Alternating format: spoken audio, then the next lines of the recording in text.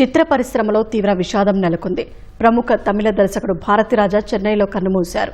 84 ఏళ్ల వయసున్న ఆయన కొంతకాలంగా అనారోగ్యంతో బాధపడుతూ నేడు తుది శ్వాస విడిచారు. 1941 జూలై 17న జన్మించిన భారతిరాజా 1977లో వచ్చిన తమిళ చిత్రం 16 వైతినిలే అంటే తెలుగులో 16 ఏళ్ల వయసుతో దర్శకుడిగా మారారు. కొత్త జీవితాలు సినిమాతో తెలుగు ఇండస్ట్రీలోకి అడుగుపెట్టారు. తెలుగులోనూ పలు క్లాసిక్ సినిమాలను తెరకెక్కించి లెజెండరీ డైరెక్టర్గా గుర్తింపు తెచ్చుకున్నారు. ఆయన దర్శకత్వం వహించిన సీతాకోకచిలుక, ఆరాధన, జమదగ్ని సినిమాలు ఇండస్ట్రీలో బ్లాక్ బస్టర్లుగా నిలిచాయి. 6 జాతీయ అవార్డులు, 4 ఫిల్మ్ఫేర్ పురస్కారాలు అందుకున్నారు. సీతాకోకచిలుకకు నేషనల్ అవార్డుతో పాటు ఉత్తమ దర్శకుడిగా నంది పురస్కారాన్ని అందుకున్నారు. మంగమ్మ గారి మనవడకు కథను, పల్నాటి పౌరుషం చిత్రానికి స్క్రీన్ ప్లేను అందించారు.